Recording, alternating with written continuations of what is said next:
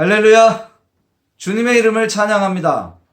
오늘은 이 땅에 오신 예수님의 탄생을 기념하고 기뻐하고 감사하고 영광 돌리는 예배로 우리가 함께하고 있습니다. 이 시간 성탄의 기쁨과 평안과 그 축복이 예배하는 우리 모두에게 가득하기를 주님의 이름으로 축복합니다. 오늘 저는 마태복음 1장 18절에서 25절의 말씀을 통해서 성탄의 기쁨이 우리에게 어떤 축복이 있는지 함께 말씀을 나누려고 합니다. 오늘 말씀의 제목은 임마누엘의 축복입니다. 하나님이 우리와 함께 하신다라는 말씀의 임마누엘이 우리에게 어떤 축복이 있는지 말씀을 통해서 살펴볼 수 있기를 바랍니다. 사람들은 예수님이 이 땅에 오신 이유가 무엇인지 알려고 하지 않습니다. 또 자신과 어떤 관계가 있는지도 관심을 갖고 생각하지 않습니다.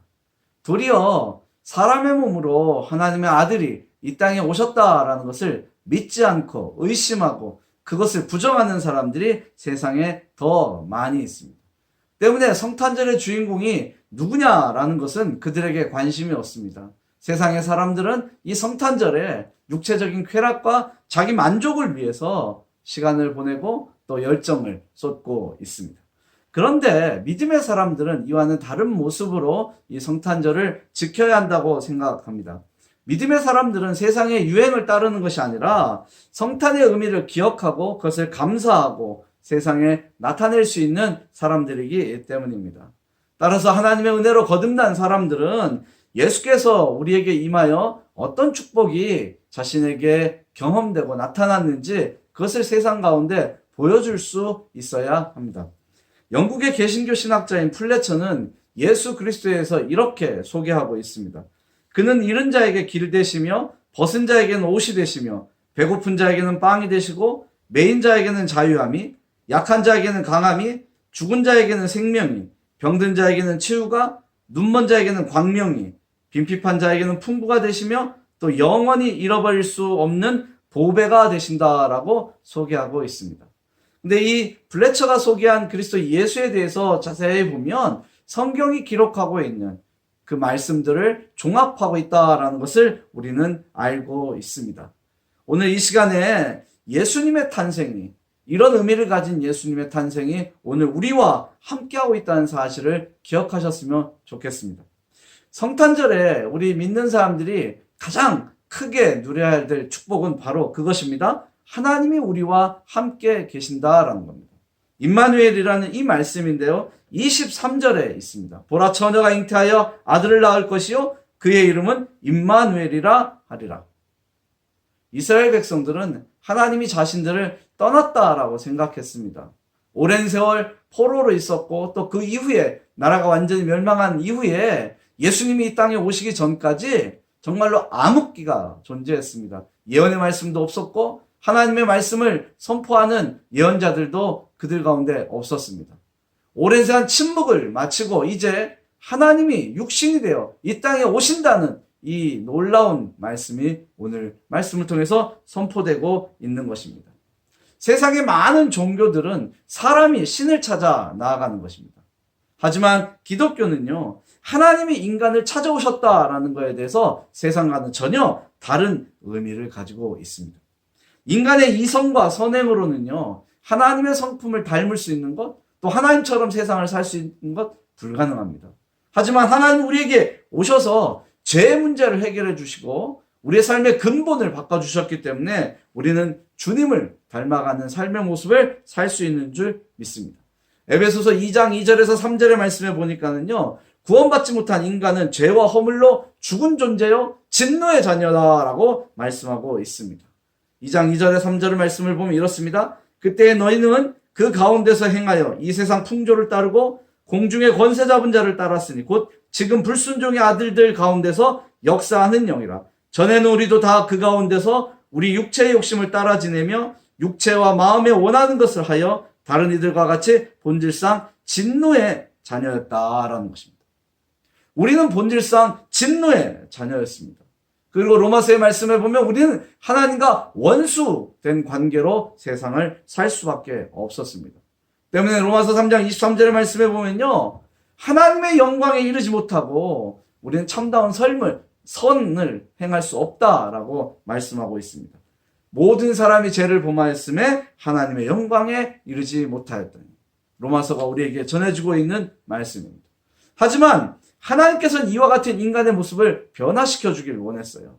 고통 가운데 있고 죄 가운데 있고 그래서 죽음에 이르는 인간의 모습을 원래 창조의 모습으로 생명이 있고 풍성한 기쁨이 있고 풍성한 평안이 있는 그 모습으로 바꿔 놓기를 원하셨어요. 그래서 이 땅에 독생자 예수를 보내신 줄 믿습니다.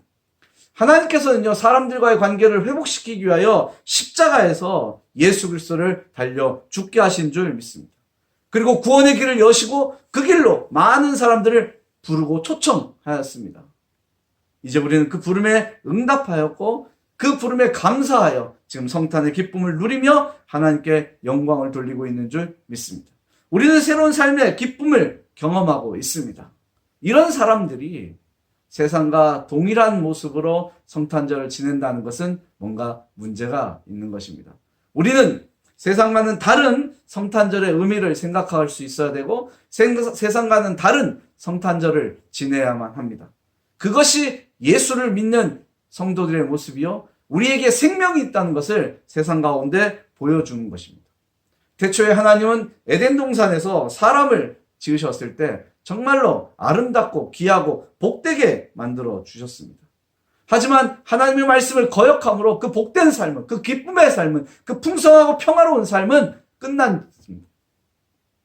그리고 고통의 삶이 시작되었고 슬픔의 삶이 시작되었고 좌절의 삶이 시작되었습니다. 여러분, 범죄한 인간이 경험하는 가장 큰 고통이 뭔지 아십니까? 죽음, 질병, 실패, 물론 그것도 큰 고통입니다. 하지만 가장 큰 고통은 뭐냐면 하나님과의 관계가 단절되었다라는 사실입니다. 이것이 죄를 범한 인간이 경험할 수 있는 가장 큰 고통입니다. 하나님과 사람 사이는 분리되었고 어떤 방법으로도 넘어설 수가 없었습니다. 그래서 사람은 절망할 수밖에 없고 사람은 죽음에 이를 수밖에 없었습니다. 하지만 하나님께서는요, 인간의 절망을 외면하지 않았어요. 단절되었던 관계를 회복시키기 위하여 그리스도 예수를 세상에 보내셨습니다. 예수께서 흘리신 십자가의 보혈의 피는요, 사람과 하나님 사이에 가로막혀 있던 장벽을 무너뜨리는 역할을 하였습니다. 사람과 하나님 사이에 떨어져 있는 이 거리를 이어주는 다리가 되었습니다. 그렇게 하나님은 이 땅에 오셨어요. 히브리서 10장 19절의 말씀을 보니까 그리스도 예수의 피로 담대함을 얻어서 우리가 하나님께 나아갈 수 있다라고 성경은 말하고 있습니다. 그러므로 형제들아, 우리가 예수의 피를 힘입어 성소에 들어갈 담력을 얻었나니. 여러분, 히브리서 10장 19절에 있는 말씀입니다. 예수의 피가 없었다면, 예수님의 이 땅에 오시지 않았다면 우리는 하나님과 함께 동행하는 삶의 기쁨을 누리지 못했을 것입니다. 여전히 우리는 고통스러워했고 여전히 우리는 슬픔 가운데 있고 여전히 우리는 죄로 인하여 죽음의 자리로 가야 했습니다. 하지만 하나님께서 이 땅에 오셨고 또 우리와 함께 하시기에 우리의 죄의 문제를 해결해 주시고 세상에서는 얻을 수 없는 진정한 평안을 얻을 수 있도록 우리를 인도하신 줄 믿습니다. 그런데 문제는요, 이런 예수님이 이 땅에 오신 것을, 그분의 탄생을 모든 사람들이 환영하는 것은 아니라는 것입니다. 이 임마누엘의 축복은요, 죄와 사망의 권세를 지고 세상과 사람들의 삶을 괴롭히는 세력들에게는 아주 비참한 결과가 나타나는 것입니다. 때문에 그들은 예수님의 탄생을 싫어했습니다. 하나님께서는 죄를 범한 인간들을 위하여 여자의 후손으로 뱀의 머리를 상하게 할 것이다 라는 것을 예언하셨습니다. 그리고 그 예언을 독생자 예수를 세상에 보내셔서 완성하신 줄 믿습니다.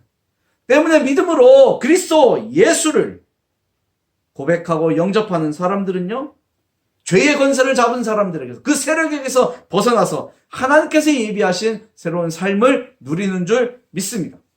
하나님의 계획으로 죄와 사망의 권세를 가진 자들의 세력은 패망하기 시작했습니다. 그들은 더 이상 이 땅에서 권세를 누리지 못하게 되었습니다.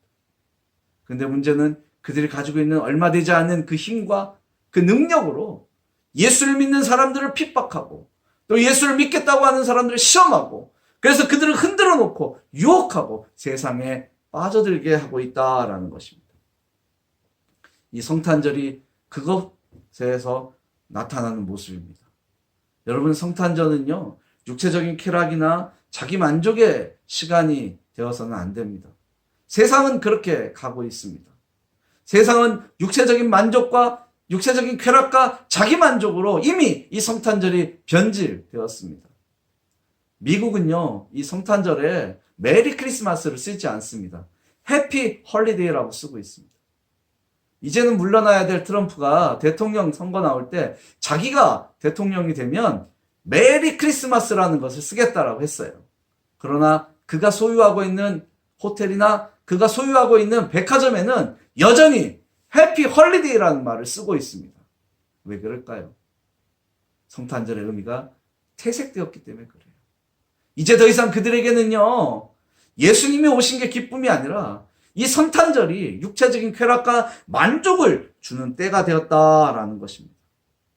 세상은 작은 함정을 파놓고요, 작은 덫을 만들어 놓고 우리의 시험을 흔들고 있습니다. 우리가 거기에 걸려서 넘어지게 만들고 있습니다. 주의 깊게 살피지 않고 주의 깊게 보지 않으면 정말로 이 성탄절에 우리 예수 믿는 사람들이 많은 시험에 걸릴 수 있다는 것을 기억하셨으면 좋겠습니다. 그리스도 예수의 탄생으로 죄와 어둠의 권세에 구속되어 신음하던 인간들은 그 모든 억압에서 진정한 평화를 얻을 수 있게 되었습니다. 예수님이 우리를 이렇게 부르셨어요. 수고하고 무거운 짐진 자들아 다 내게로 오라 내가 너희를 쉬게 하겠다. 여러분, 예수님의 탄생이 기쁨이 되는 사람들은 이 말씀에, 이 부름에, 이 초청에 응답한 사람들입니다.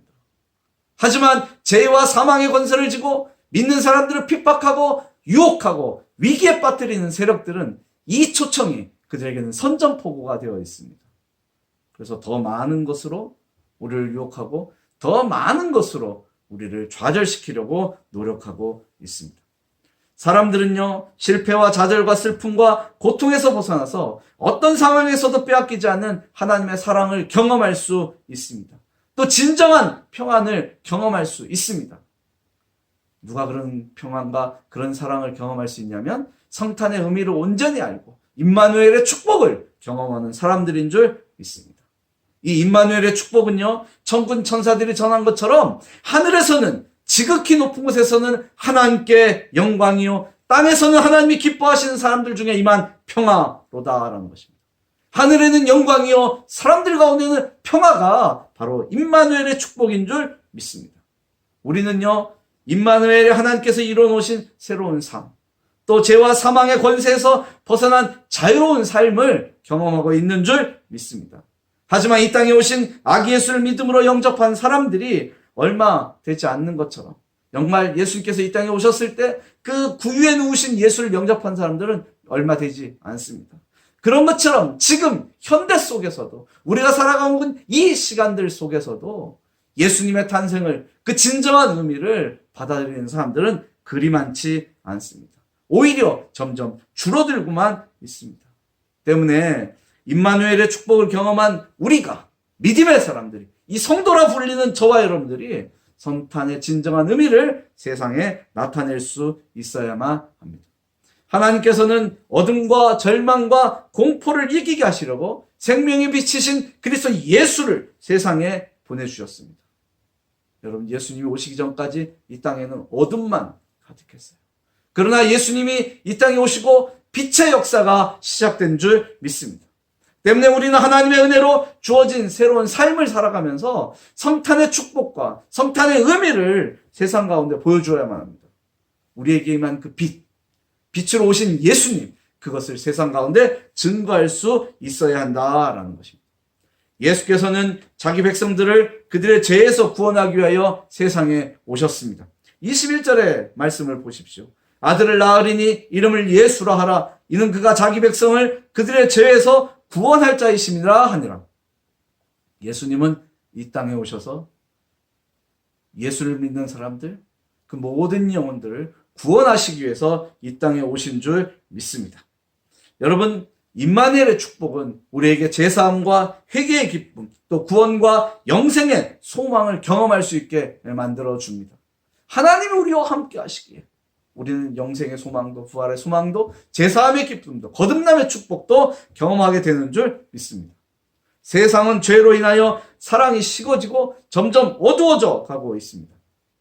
하지만 우리에게는요, 생명의 빛이신 예수께서 임하시기 때문에 우리의 삶은 빛이고, 우리의 삶은 영광스럽고, 우리의 삶은 평화롭고, 우리의 삶은 기쁨의 자리인 줄 믿습니다.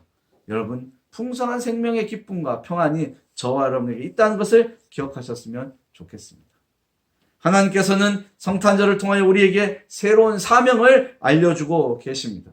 우리가 그리스도 예수를 믿음으로 어둠과 절망을 이기고 새로운 삶을 경험하고 있는 것처럼 지금 세상에서 어둠 속에서 헤매고 있는 저 죽어가는 많은 영혼들을 생명의 빛이신 예수에게로 인도하고 그분을 세상에 보내신 하나님을 증거할 수 있어야 합니다.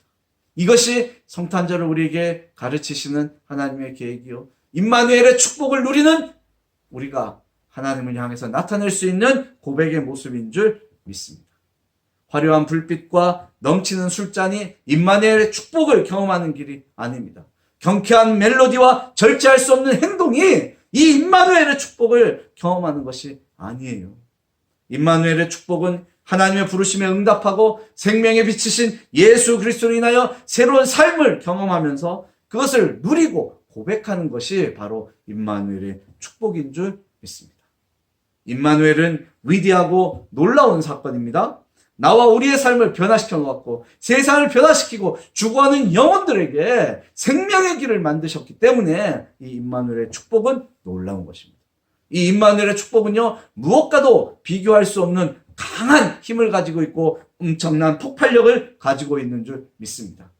수많은 영혼들을 빛으로 인도하시는 하나님의 사랑과 은혜가 오늘 우리에게 임하였다는 사실을 기억하셨으면 좋겠습니다. 그리고 세상에 나아가 이런 사랑과 은혜를, 이 임마누엘의 축복을 증거하는 저와 여러분 되기를 바랍니다. 2020년도 성탄절을 맞아서 정말로 임마누엘의 축복을 다시 한번 돌아보는 저와 여러분들이 되었으면 좋겠습니다. 세상과 구별된 삶을 통해서 임마누엘의 하나님께 감사하고 또 그분께 영광을 돌리는 삶을 통하여 하나님이 예비하신 새로운 삶의 기쁨과 평안을 더 풍성하게 누리시길 주님의 이름으로 축복합니다. 기도하겠습니다. 하나님 감사합니다. 주님께서 우리와 함께 하셔서 우리에게 새로운 삶이 있게 하시고 정말로 임마누엘의 축복을 통하여 부활의 소망과 영생의 소망을 가지고 이 땅을 살게 하셔서 감사합니다. 우리를 죄로부터 자유롭게 하시고 정말로 죽음으로부터 벗어날 수 있도록 인도하신 주님, 정말로 우리를 새롭게 하신 이 모습을 우리가 세상 가운데 증거할 수 있도록 인도하여 주옵소서.